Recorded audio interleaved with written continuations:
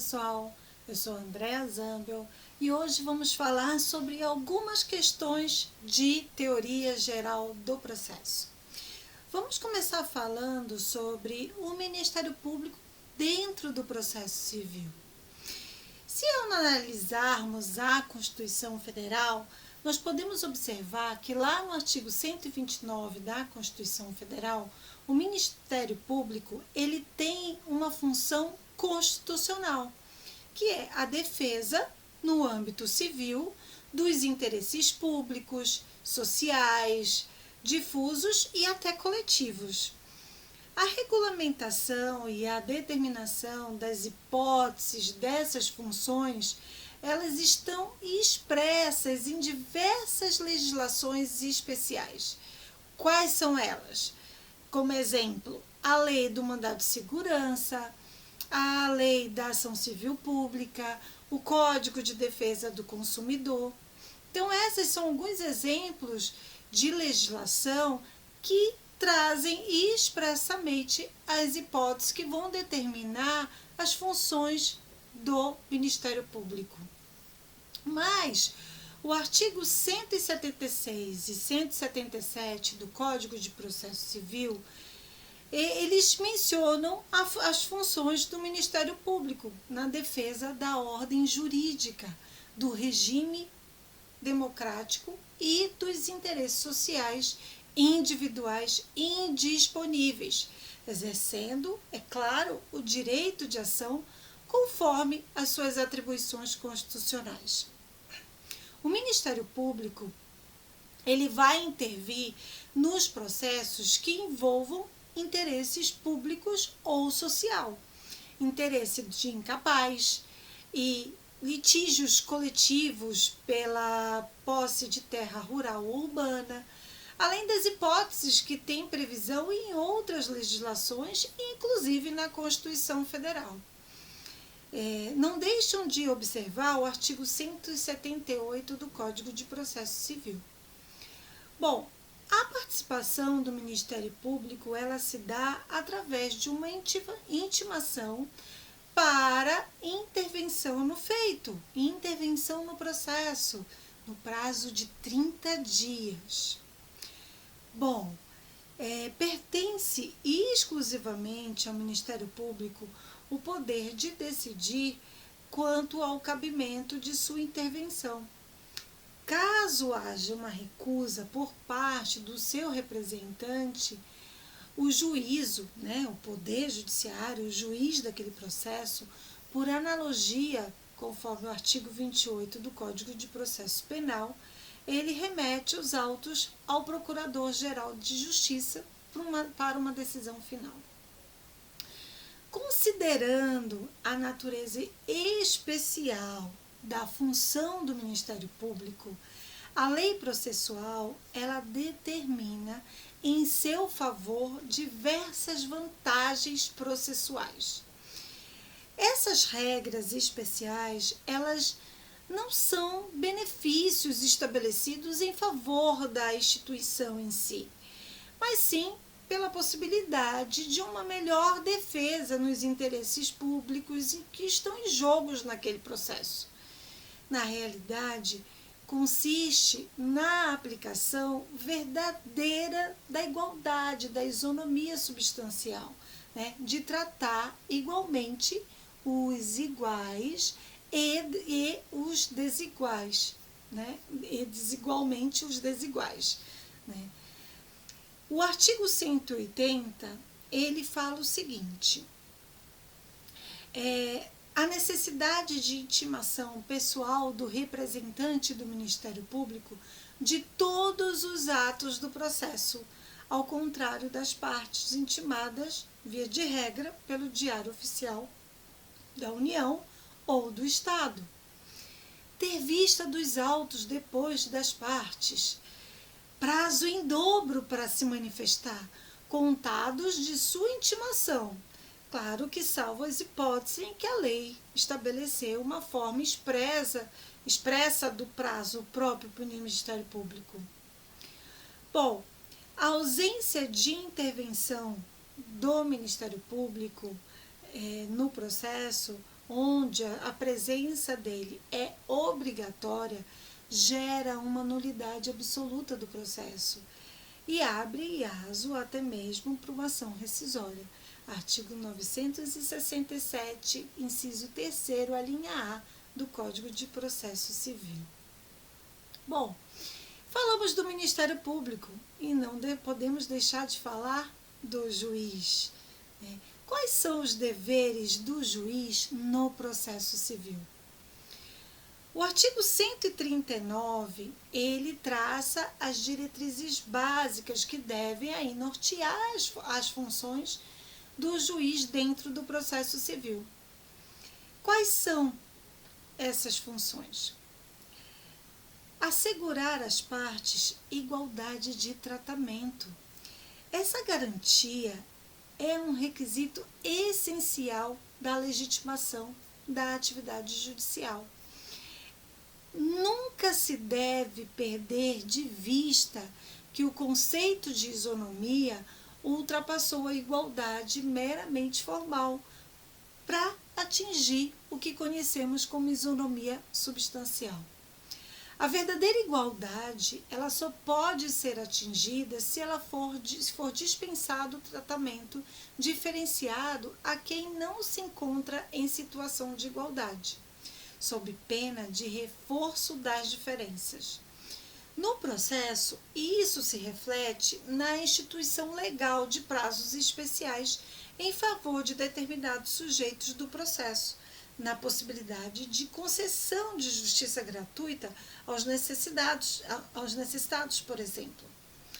Dentro deste objetivo autorizado está o juiz a dilatar prazos e alterar a ordem de produção de meios de provas, adequando às necessidades do conflito, conferindo maior efetividade na tutela do direito. Bom, embora iniciado por provocação das partes, compete ao juiz levar o processo até o final, pelo impulso oficial, da maneira mais rápida, mais célere e econômica possível. Ele também deve buscar a qualquer tempo a autocomposição e reprimir qualquer ato atentatório à dignidade da justiça. É dever também do juiz zelar para que as demandas individuais repetitivas sejam solucionadas sempre que possível por intermédio de ações coletivas, cabendo a ele oficiar os legitimados para a sua propositura. Para poder atingir a finalidade pública do processo, o juiz ele é dotado de poderes coercitivos e de polícia para poder garantir a aplicação da justiça no caso concreto. Ao juiz não é dado declinar da jurisdição alegando lacuna ou obscuridade do ordenamento jurídico. Isso tem previsão lá no artigo 140 do Código de Processo Civil, em respeito ao princípio da inafastabilidade da jurisdição. Só deve aplicar a equidade quando expressamente permitido por lei. Artigo 140, parágrafo único. Bom, deve também se restringir à análise do pedido dos limites que estão formulados pelas partes, sob pena de exercer a jurisdição de ofício, artigo 141 do Código de Processo Civil, e deve obter que as partes usem do processo para a obtenção de resultado legal, artigo 142 do Código de Processo Civil. A responsabilidade civil do juiz, ela se funda no dolo ou na fraude, ou ainda na omissão de providência que deve ordenar de ofício ou a requerimento da parte. Artigo 143 do Código de Processo Civil. Mas o juiz, ele precisa ser imparcial. Ele precisa ser dotado de imparcialidade. Toda jurisdição, ela precisa se pautar na imparcialidade do julgador que está investido naquela função. E o sistema jurídico institui uma série de garantias constitucionais que procuram outorgar ao julgador da necessária isenção para o desenvolvimento de suas funções. São elas as garantias da vitaliciedade, que é proibição da perda do cargo, se não por sentença judicial, né? Da inamovibilidade, a impossibilidade de remoção do cargo contra a sua vontade, a não ser por motivo de interesse público em pena aplicada em regular processo administrativo e da irredutibilidade de seus subsídios. Mas, a par desse sistema de garantias constitucionais, é determinado a lei uma série de hipóteses em que o juiz não deve atuar no processo. O primeiro grupo, né, são as proibições de natureza objetivas, as chamadas de impedimentos, que tem previsão lá nos artigos 144 até o 147 do Código de Processo Civil. Nessa hipótese, não há juízo íntimo ou discricionário do juiz, pois a lei ela proíbe expressamente a sua atuação e gera nulidade absoluta, insanável, e enseja até mesmo até ação rescisória, se for de respeitado. Né? Artigo 966, inciso 2º do Código de Processo Civil. É proibido o exercício das funções no processo. Quais são elas? Em que ele interveio como mandatário da parte, oficiou como perito, funcionou como membro do Ministério Público ou prestou depoimento como testemunha. Outra hipótese é de que conheceu em outro grau de jurisdição, tendo proferido uma decisão. Também quando nele estiver postulando como defensor público, advogado ou membro do Ministério Público, o seu cônjuge ou companheiro, ou qualquer parente consanguíneo ou afim em linha reta ou colateral até o 3º grau, inclusive. Quando for parte no processo ele próprio, seu cônjuge ou companheiro, ou um parente consanguíneo ou afim, em linha reta ou colateral até o 3º grau. Quando for sócio ou membro de direção ou de administração da pessoa jurídica no processo. Quando for herdeiro presuntivo, donatário ou empregador de qualquer das partes. Em que figure como instituição de ensino com qual ele tenha relação de emprego ou decorrente de contrato de prestação de serviço. Também em que figure como parte cliente do escritório de advocacia de seu cônjuge, companheiro ou parente consanguíneo ou afim na linha reta ou colateral, ou até o 3º grau, mesmo que patrocinado por advogado de outro escritório. Quando promover também ação contra a parte ou seu advogado. O segundo grupo são os casos de suspeição, que proíbem de natureza subjetiva e que dependem da comprovação nos autos, artigo 145 do Código de Processo Civil.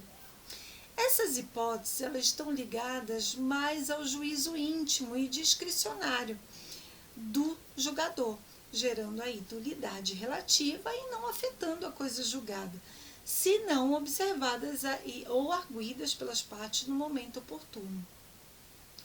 É considerado, quando o juiz é suspeito, se ele for amigo íntimo ou inimigo de qualquer das partes de seus advogados, se ele receber presentes de pessoas que tiveram interesse na causa antes e depois de iniciado o processo, que aconselhar alguma das partes acerca do objeto da causa ou que subministrar meios para atender às despesas do litígio, quando qualquer das partes for sua credora ou devedora de seu cônjuge ou companheiro ou de parentes destes, em uma linha reta até o terceiro grau. Interessado no judiciário do processo em favor de qualquer das partes. Os motivos de impedimento e suspeição se aplicam ao membro do Ministério Público, aos auxiliares da Justiça e demais sujeitos imparciais no processo. Bom, falamos do Ministério Público, falamos do juiz, mas não podemos deixar de falar dos auxiliares da Justiça. Quem são os auxiliares da Justiça? O escrivão ou chefe de secretaria é o auxiliar responsável pelo gerenciamento dos ofícios da Justiça. Os seus atos eles estão previstos no artigo 152 do Código de Processo Civil, como principal destaque a prática de ofício dos atos meramente ordinatórios, mediante regulamentação formal em ato de juiz titular, e a observância da ordem cronológica do recebimento para publicação e efetivação das decisões judiciais, salvo as exceções de urgência. O oficial de justiça, artigo 154 do Código de Processo Civil, ele também é um auxiliar dotado de fé pública, responsável pela prática externa e efetiva dos atos judiciais, penhora, diligências, citações, prisão e outras práticas. São eles responsáveis civilmente quando praticarem ato nulo, como dolo ou culpa, ou se recusarem a cumprir no prazo os atos sem um motivo justo. Artigo 155 do Código de Processo Civil. Outro auxiliar da Justiça é o perito, que ele é legalmente habilitado, que assiste o juiz quando a prova depender de conhecimento técnico ou científico. Artigo 156 do Código de Processo Civil. Os peritos eles deverão pertencer ao cadastro mantido pelo tribunal, respectivo daquele processo em si, formado após consulta pública e indicação das universidades, Conselho de Classe, Ministério Público, OAB, dentre outros. Bom, o parágrafo 2º do artigo 157, ele determina distribuição equitativa entre os peritos cadastrados, observada a capacidade técnica e a área de conhecimento, é claro. A responsabilidade civil do perito, ela depende de comprovação de dolo ou culpa, acumulada com a inabilitação de prazo de 2 a 5 anos. Artigo 158 do Código de Processo Civil. O depositário ou administrador é responsável pela guarda e pela conservação de bens arrestados, penhorados, sequestrados ou arrecadados mediante remuneração fixa pelo juiz. Artigo 159 e 160 do Código de Processo Civil.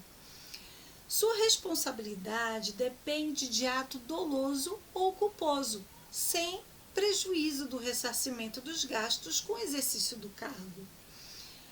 O intérprete ou o tradutor será nomeado para traduzir documento em língua estrangeira, verter para o português as declarações das partes ou realizar a interpretação simultânea dos depoimentos que estão sendo prestados por deficientes auditivos por meios de sinais, que nós chamamos a língua dos sinais de Libras.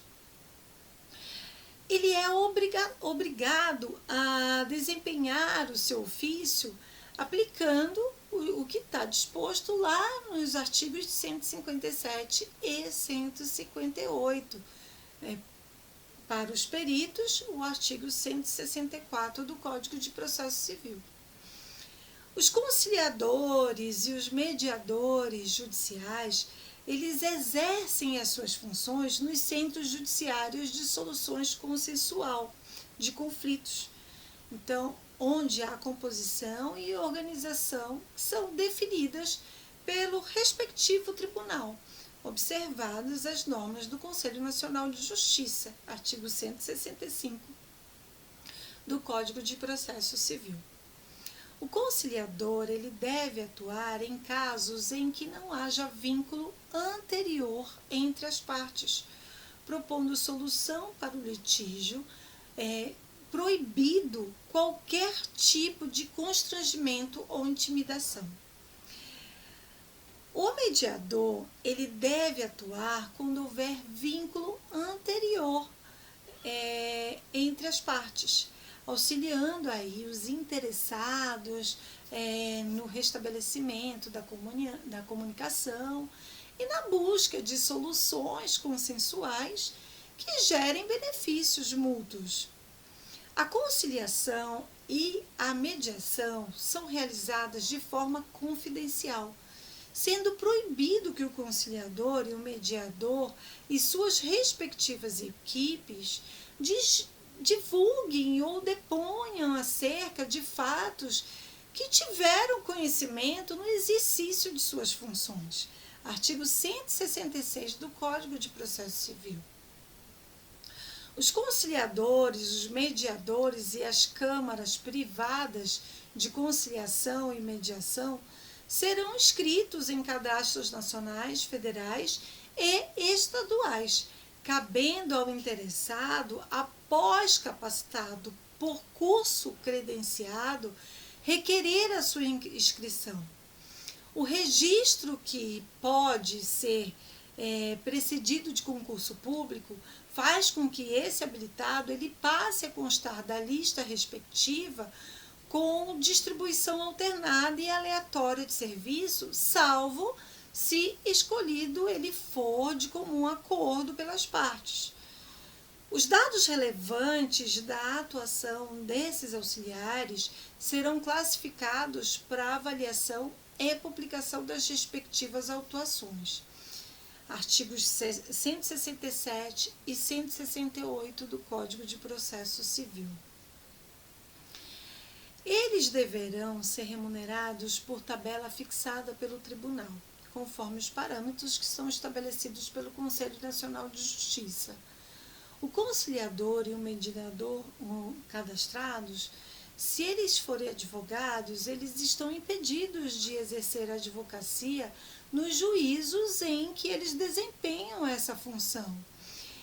Esse sentido assemelhado, ficam eles impedidos pelo prazo de 1 ano, contado do término da última audiência em que ele atuar de assessoramento, ou representar ou patrocinar qualquer das partes. Artigos 169 até o 172 do Código de Processo Civil. A União, os estados, o Distrito Federal e os municípios, eles criarão câmaras de mediação e conciliação e em busca aí da solução de conflitos envolvendo órgãos e entidades da administração pública para avaliar a administrabilidade, a administração dos pedidos de resolução de conflitos por meio da conciliação no âmbito da administração pública e promover, quando couber, a celebração do termo de ajustamento de conduta. Artigo 174 do Código de Processo Civil. Bom, se de um lado a advocacia pública incube a defesa dos interesses públicos da União, dos estados, do Distrito Federal e dos municípios, por outro, da representação judicial das pessoas jurídicas de direito público em que integrem a administração direta e indireta, Por outro, a Defensoria Pública exerce a orientação jurídica, a promoção dos direitos humanos e a defesa dos direitos individuais e coletivos dos necessitados de forma integral e gratuita. Ambos gozam do benefício do prazo em dobro, cuja contagem se iniciará após a intimação do processo, a ser feita por carga, remessa aos meios eletrônicos, salvo quando a lei estabelecer de forma expressa prazo próprio. Os membros de ambas as intimações, em ambas as instituições, responderão por dolo ou fraude no exercício de suas funções. A Defensoria Pública, ela poderá requerer ao juiz a intimação pessoal da parte patrocinada quando o ato processual depender de providência ou informação que somente aquela parte ela pode fornecer, ela pode ser realizada. Bom, espero que tenham gostado e até a próxima.